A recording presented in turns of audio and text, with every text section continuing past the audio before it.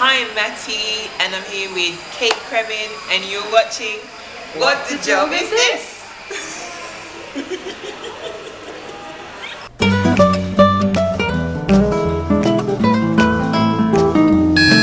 And today's video interview is how to turn your creative idea and turn it into reality. So, before we start, make sure you subscribe to the channel, leave a comment, and tell us how you can connect with this video and the content.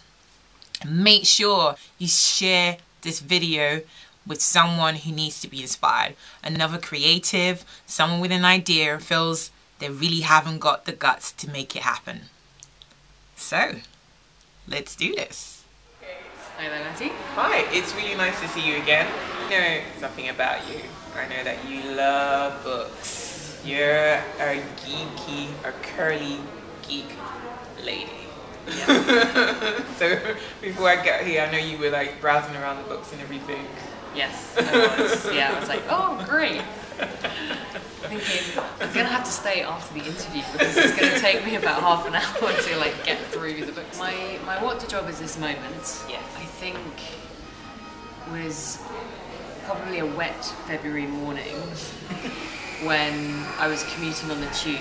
Okay. Coming up the escalator, Yes. and there was this beautiful poster of Australia, like, you know, beaches and, you know, blue sky and sunshine, and I just thought, why am I here? Like, why am I getting on and off the tube every day and making myself miserable? And you come out and it's wet and it's cold and it's throwing it down with rain, and I just thought, oh, I just don't want to keep doing it. Even if I get another job, Okay. and I advance my career, I'm still going to be doing the same thing. So at that point, I thought I was going to go off and be a beach bum. genuinely, my plan was to spend that winter on the beach. I was like, yeah, I kind of mulled it over a few months, and then I got to the stage and I thought, oh, I really, you know, don't want to do another UK. I can't do another winter. And then that became my beach bum sort of didn't happen, and I decided to set up my own business. Okay. So, what were you doing before? So, what was your past life before you started doing your own business, and what is your business? Sure. My most recent past life, I was working in corporate marketing. Okay. So, I guess I've always been a beach bum at heart, because I initially, after uni, I was a backpacker. I did a TEFL certificate, I taught English for 3 years, and then I went into marketing. And I do really enjoy marketing. Yeah. I think I'd reached the point where I realised I wasn't going to be, I'd be happier doing marketing outside the corporate arena for a bit. So it seemed to be time to go out and try and apply some of what I learned in marketing to my own business as well. I've done quite a lot of backpacking sort of in my life up until now, and so therefore I think when I was like, yeah, I'll put my backpack on, I'm going to go hit the beach, I'm like, you know, I just want to be somewhere warm and sunny and like eat barbecue fish for like 3 months. Oh my god. Yeah. We definitely have that in common. I kind of want to do it right now as you're saying it. Yeah, especially January, February. And then I got to the stage of, yeah, but great, what are you going to do when you come back? You know, as in, like, your choice is really another corporate job or, you know, setting up your own business or winning the lottery. And, you know, of the two, it was like, I think setting up my own business is probably going to be more likely than me winning the lottery. Yeah. So it was almost a sort of, I know I love the travel side, but it's also like, I've got to think about what it's brilliant while you're away, but when you kind of come back, it can be that sort of, oh, I'm back on the tube again, and it's raining. Setting up your business is not always easy, and sometimes, you know, you've got to almost have a plan. Was it daunting? Was it scary? Did you have any apprehension? So I've done a bit of all of them over time. Like I've wanted to set up my own business for a while.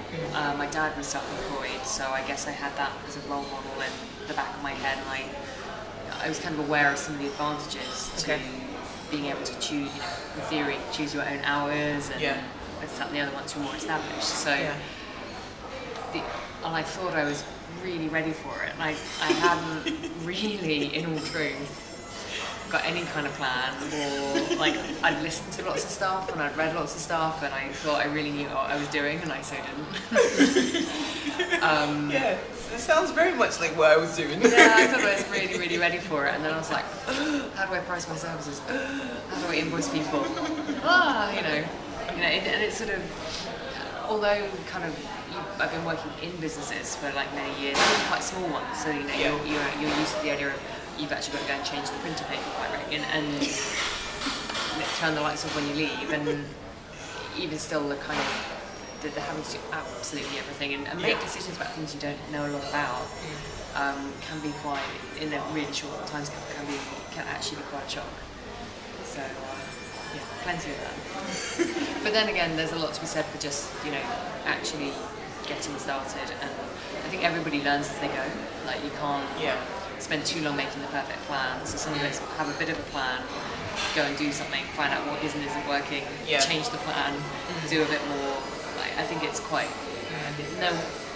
no one can start a business knowing how to do it because you've never, by definition, I've never really done it.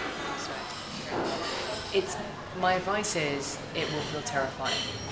Whatever you do, it will feel like your whatever your worst nightmare is, like standing on top of a public building naked. Actually, it's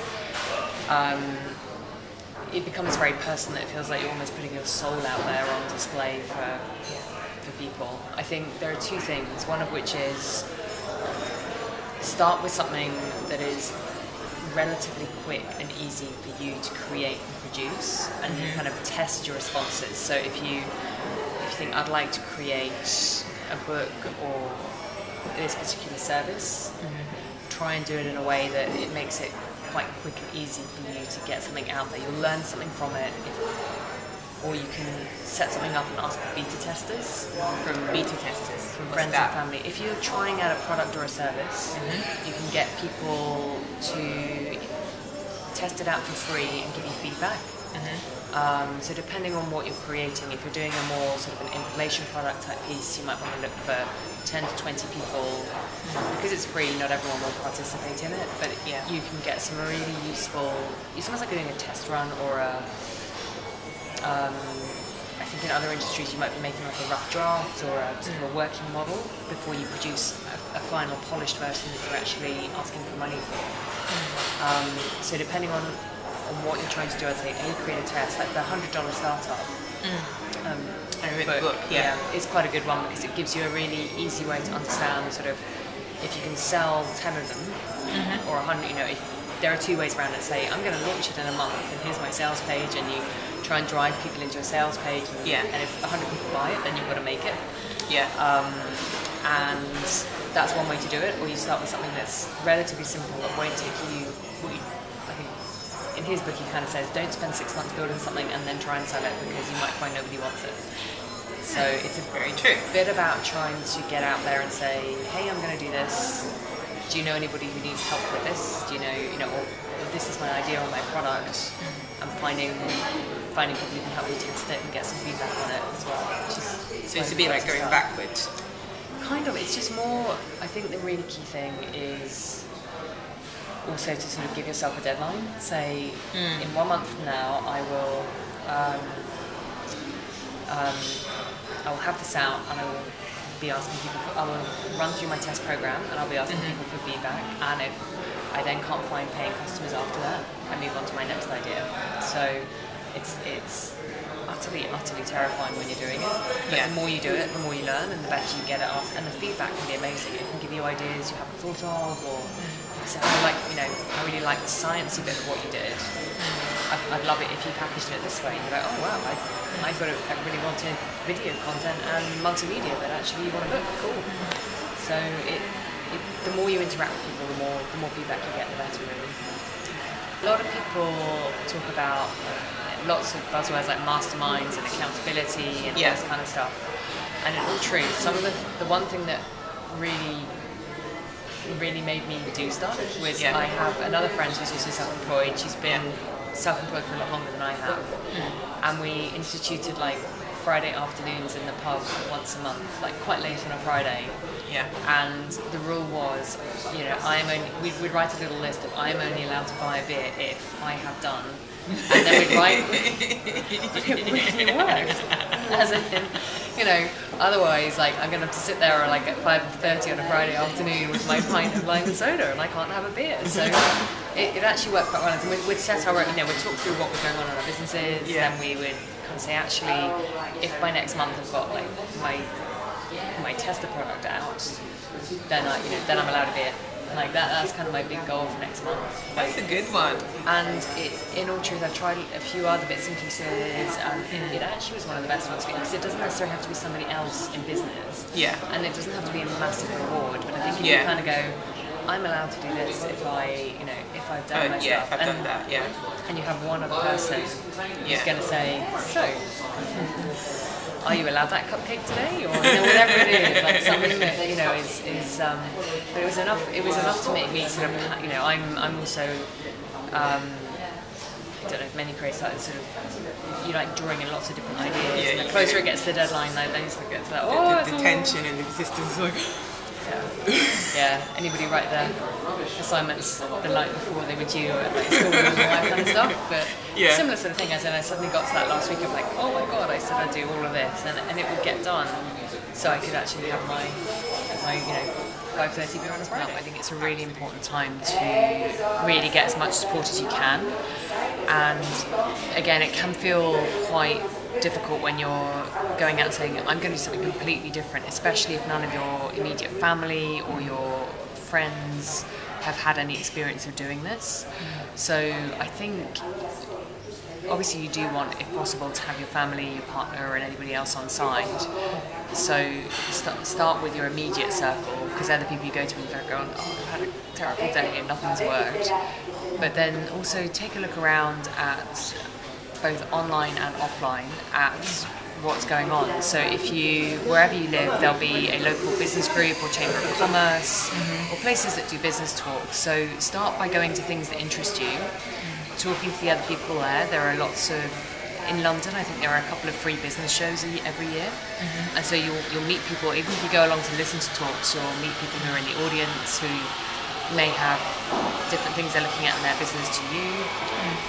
And then online, just have a look at people whose message you enjoy listening to, and have a look at any communities that they've built around what they do that you can join and partly learn from and get to know people in. So it'll be a mix of both. It's sort of both online and offline, but you'll also be amazed if you ask people potentially, do you know anyone else who set their businesses up recently?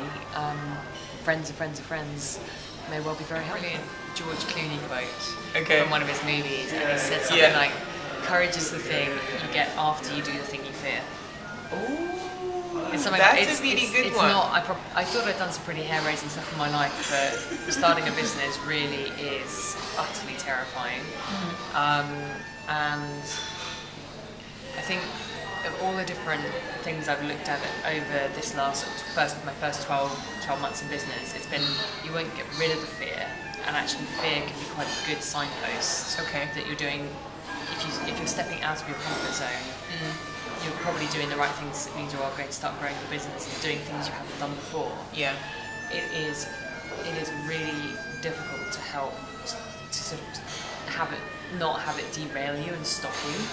And I think some of it's, first stage is just learning that it will be there and you've got to live with it. And then the second part is finding small ways you can keep taking action and keep going forward. So some of it is going back to saying, in a month's time I've said I'll do this, and I've got to find a way to get out there and do it.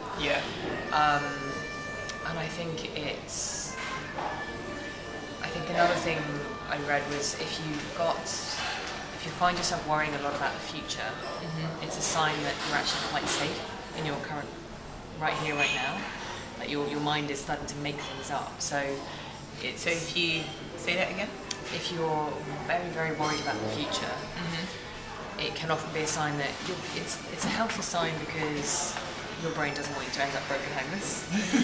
But also, it does mean that right now I'm not broken homeless.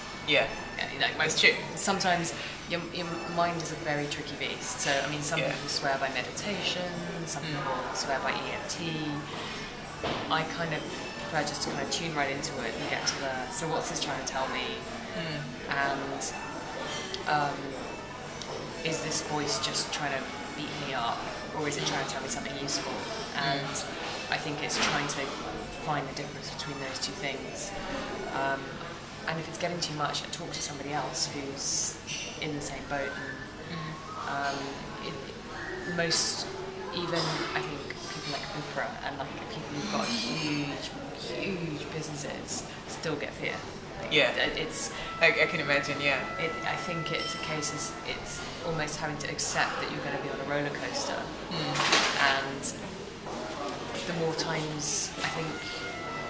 But people say it does get easier because you learn it's a process and that you have to, you are going to get that, oh, this is scary, but I'm going to get out there and do it. Versus to begin with, it can just feel like, should I stand on top of that cliff and, kind to yourself. It's a good point because it's very difficult being kind to yourself when you're a bit of a perfectionist. I think a lot of the times when the reason why you're not doing what you're supposed to do is not just because you're afraid, but you want it to be perfect, you want it to be a certain way, and that's why you're scared that it's going to come out, because you're thinking, oh, it has to be this way until, it has to be this way, then I can put it out.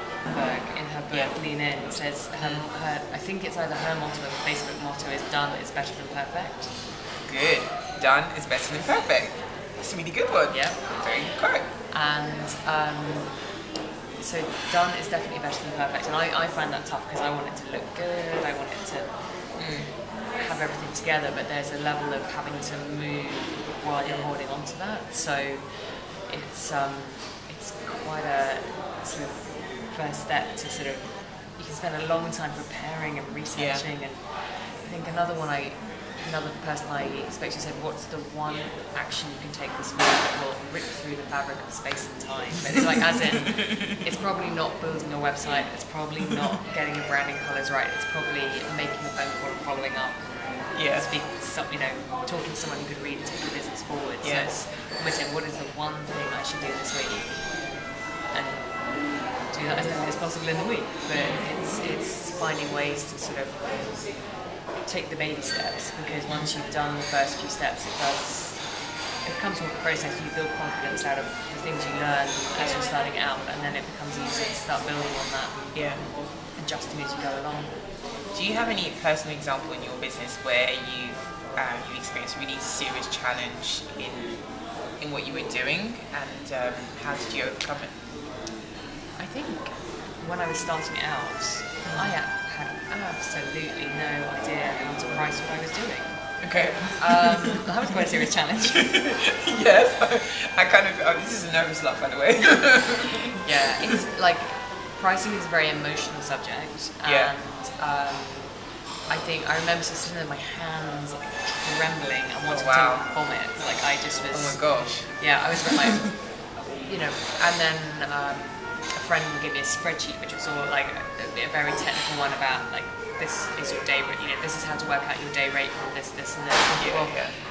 I'm not really working on an agency model, like I'm not going in somewhere for 3 months, so therefore that doesn't hugely apply, and then you start thinking, well, then you spend weeks looking at who's charging what, and it's very difficult to get transparency on that, and X, Y, and Z, and that was, for me, probably my biggest learning curve in my first year was how to price services in a way that I feel comfortable with it. And then there's a lovely article, it's very recent, on Foylesbook, which is called How to Find Your Happy Price. And happy price? Yeah. It's a really brilliant article, but it says, the example they use is a website designer. They say, well, when they were trying to transition from a corporate role to a full-time freelance role, and they said, well, if you built the website for $500, I was like, no, I can't do that, that's too much work for the amount of time. And they sort of went up in, I think, $50 increments or $500 increments. And this, they sort of went $2,000, it was like, no. And then they went $2,500 and kind of, and they said that's like the whatever, price. And they went $3,000, and he smiled and they went, yeah, actually, I'd be really happy if people paid me $3,000 for a website. And they went, that's your price. That's the point where you're excited to take on the job, and you're like feeling enthusiastic about it. You don't feel like you're asking, and they does get into sort of the, you don't want to be doing this just because someone at seminar, everyone popped up and went, yeah, let's all charge $10,000 an hour. You know, saying this is actually, for the amount of work I'm delivering and what I'm creating for you, this is, I think, a good price for my services. And then it talks about how that might increase over time as you build your client base. But I thought it's a lovely way to actually, you know, you want to charge something that feels good to you and feels good to the other person. Yeah, happy price. Happy price. Okay, so Kate, I know you love books, and I know we were talking earlier on when we were having our cakes. And you have some really, really good books and really good tips, and I kind of want to know what kind of books would you recommend and what kind of tips would you recommend for some of these books? Oh gosh, how long have we got? 2 minutes. Yes. Short and sweet. The $100 startup. Yeah. Absolutely. I think that's a great way of, because unless you're lucky enough to start with a huge amount of money behind you. Yeah, which most of us aren't. No, you've got to make a living, and it's a way of making sure you get things out and get things tested, and you get the feedback is whether people buy from you. Yeah. So that's a really good way to understand that as a way to implement stuff. And you give some really creative examples in that book. So that's definitely one. And it's well written, it's fun, it's easy to read. Because I'm actually reading it at the moment. Really enjoying it. The Map Company, where they that one. So another one that again I'm reading currently is called Wishcraft, not with a TCH. Wish. And that is a brilliant one for. It was written in the 70s, so there's no funky marketing stuff in it. But if the idea is that here's your big dream, here's your big goal, and it actually can get quite depressing if that seems a long way away. Yeah, it can. So it says, let's scale that back and say what's the most significant first step towards taking that bigger goal. So in the book they use the example of maybe becoming a doctor. So the first step is applying to medical school. Yeah. But before you can apply to medical school, you might have to improve your grades, do some revision, research schools, work out childcare. Like it takes all that and says, so all of that, what can I start tomorrow? So it helps you break that back. I've only just come across it, but I think it's a really brilliant way to actually go into it. So if you're just starting out, that might be another friend of mine used to say, just raise your first invoice.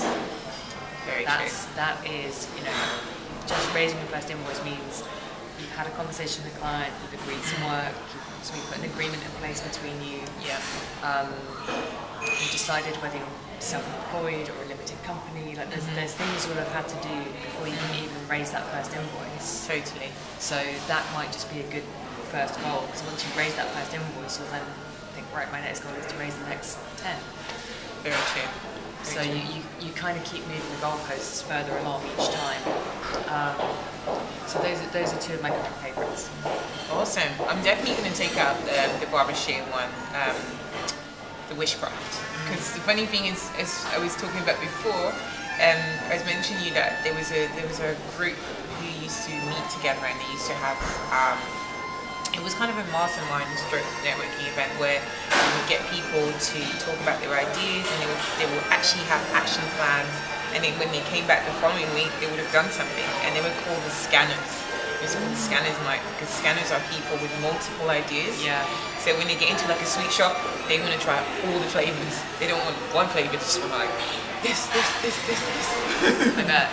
So yeah, she created this term called scanners, and I remember actually going to scanners night the first time I decided that I wanted to escape kind of my corporate role and just go into something that really mattered, that was more creative, that was more me.